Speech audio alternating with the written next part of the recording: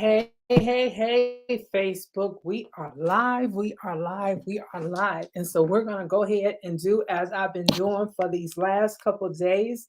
And we're going to bring Instagram on as well because we want everybody to get this because I want everybody to get this knowledge at the same time, right? And so I posted on both platforms that I will be going live at 9 o'clock tonight to be talking about some things that is the topic of conversation lately, right? It's been a topic of conversation lately, and I'm not understanding where did this new. Oh, let me cut this off. I don't understand where did this new thing come from where we're talking about the whole alpha and beta and all that kind of stuff, right? And so as my Instagram come on, I'm going to go ahead and introduce myself. If you are joining me for the first time, I am Coach Yashika Foster, affectionately known as the Artist of Dating, and I empower successful women to learn to date through self-discovery while finding the love of their life and the strength and the what they need to balance it all. You guys listen, my daughter's phone is tied to my phone or her iPad. So when her friends call, they call on my phone. And this is one of those things where um, I do this so that I can see who's calling her. And unfortunately, it's causing it to ring on my end. And so that's what you're hearing. Her friends are calling me. And so, hey, Instagram, thank you guys for joining me. If you are here, make sure that you allow, if you're listening to me right now on StreamYard, make sure, or on Facebook, make sure that you allow StreamYard access to you so that you can make a comment and I'll know who you are. I was trying to get my other phone, my other computer set up, but I ain't logged on there for so long that I forgot the password, and so it wouldn't allow me to log on. So I can't see who's talking to me on Facebook. So if you drop a message, maybe I'll see you, and if you drop a message on Instagram, then I'll definitely see you. And if you want to come on, then by all means, let me know, and I'll add you to the conversation. I'll give you the StreamYard code. So we are talking about can a beta become an alpha? That's the first thing. So let me define what this beta is that we're referring to. Now, you guys know me sometimes. I don't always use the proper terminology, but I'm going to try really hard because I'm so tired of going into Facebook jail. So when we talk about somebody that is beta, the best way that I can explain it is a person that needs to be told what to do and really don't have a voice when it comes to making a decision in a relationship. Don't really have a voice when it comes to making a decision in the relationship, right? So that's more or less what a beta is. Okay. So that can either be the man or the woman, right? So when we talk about a beta person, right? I want to know, can a beta person become an alpha person? Okay. So now, just as in my message, I said that when a man is a beta person, right, it's not a good thing. Okay. It's not a good thing because he's looked at as not a tough guy. He's looked at as being like for lack of a better words, a sucker, right? So now on the flip side of that, if a woman is an alpha woman, that means that she's aggressive. She's aggressive to the point where she almost want to be the guy in the relationship. And as a matter of fact, she's almost unmarriageable, right? She's hard, she's tough. She's like one step away from being a dude, okay? So for a woman to be an alpha is bad. But for a man to be an alpha, that's good because most women want an alpha man, right? So my question is, if a man is a beta man, can he become an alpha man? And then on the flip side of that, if a woman is an alpha woman, can she become a beta woman? And so I had this discussion with a few people over the last couple of days, and I asked them their opinion about it. And so, and I'm sorry, I can't see any comments. I can't see anything because I'm streaming through StreamYard. So I can't see any comments on Facebook if you guys are leaving them. So that's why I need you guys to make sure that you access me through StreamYard. So in case you leave a comment. So my question is, can a beta become an alpha? And can an alpha become, or is the alpha always an alpha? And that's when I say is an alpha and always an alpha, I'm speaking more of the woman, right? If she's an alpha for a woman is looked at in a bad way, is that the way she's always going to be? Right? Because sometimes people are who they are because of who they're dating, right? Not necessarily. It's almost like when people say, I am really an introvert pretending to be an extrovert. When people say that, they don't look at it as a bad thing. But when a person say, "Well, I'm really more of a beta person, but because my partner is a beta, somebody has to take charge, so I have to be the more aggressive person. So I'm looked at as the alpha." And if that's a woman, then it's looked at as a bad thing, right? But if I was to say that same thing and say introvert, extrovert, it wouldn't be a bad thing. And I'm not understanding why. Okay. But here's what I said on that discussion, right? Here's what I said. Um, so here's what I said on that discussion, right?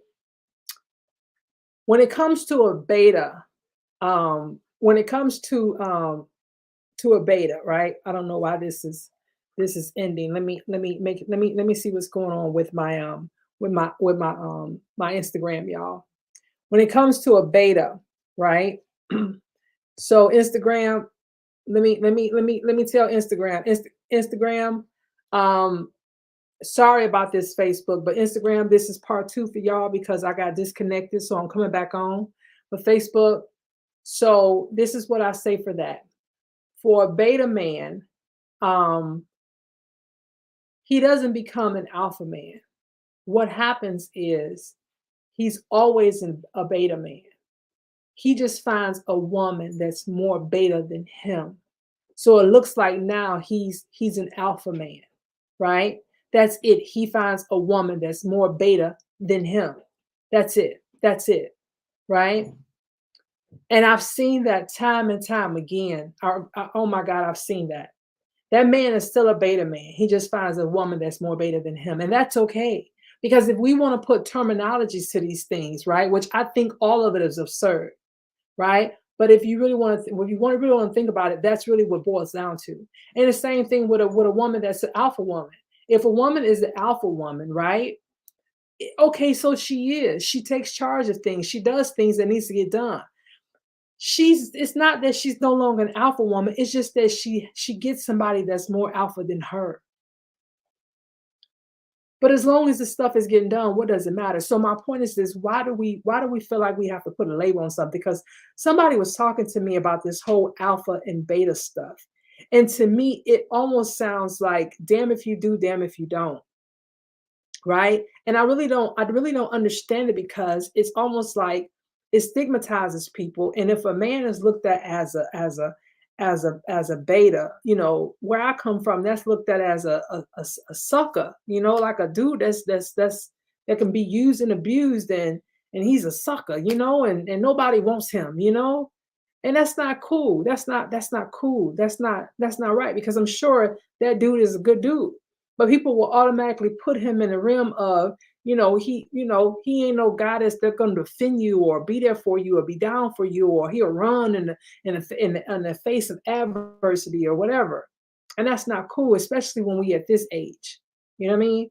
And so that's basically what they say about dudes that fall in the categories of being betas, that they suckers. And then guys that's in the category of being alphas, a lot of them, they're alphas, but they be mean. They be mean, and then on top of that, when they're alpha, sometimes they're aggressive, they're mean, they can be violent. You know what I mean? So there's good and bad in all of it. So that's what I understand. Why do we necessarily have to put a name to it when it doesn't need to be? It really doesn't need to be. You know what I mean? If you are in a relationship, you're out here dating and you find somebody, all you want is somebody that's the opposite of you, or that's gonna take care of things when you can't take care of things, or fill in those gaps. And like I used the example before, be this to you, right? Whatever you can do, they do. Whatever you can't do, you do, or whatever. Just fit like this. That's all we really want, right? So let's get rid of this name calling, this alpha and beta bull crap, because it sounds crazy. It sounds so crazy, you know? And I know that in my relationships, I know that I was the alpha woman, right? I know that I was the alpha woman. But my second husband is remarried now. And in the relationship, he is the alpha man. And that's because I didn't allow him to do what he wanted to do, because I felt the need to take care of everything. And all I did was burn myself out early. That's it. Burn myself out early.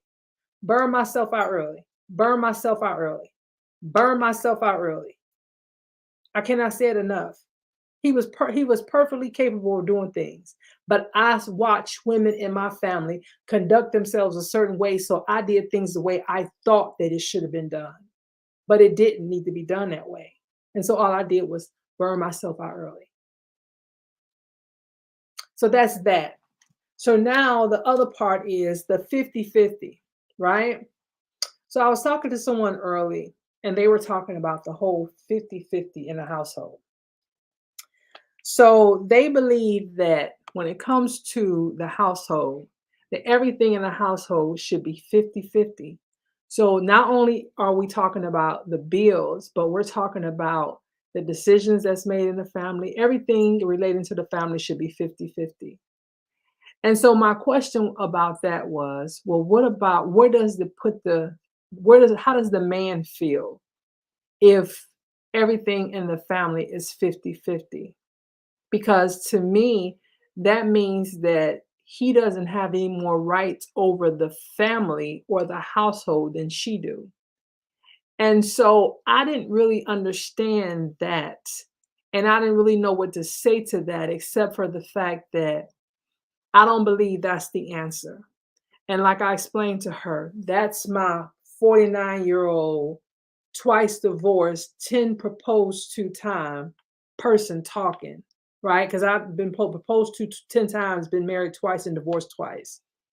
49 years of experience talking.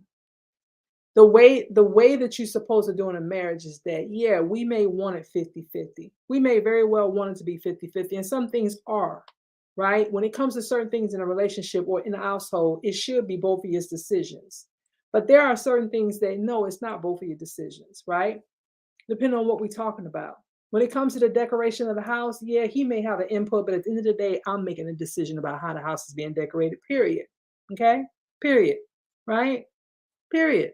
Because it's a reflection of me. Period. He may say something about the way he wants the garage set up. Okay, that's on him. Right? So certain things, yes. Other things, no. All right. But at the end of the day, what I was trying to explain to her is men need to feel as if they are in charge of things, regardless. You let them think that they got the upper hand in situations, or they got the bigger percentage. You don't say that stuff out loud. So that's the best advice that I can give her. You let them think that they're in charge. And if you're trying to get married, you up here going in here with this, we got equal rights in a relationship. That's not how you're going to get proposed to, honey. I guarantee.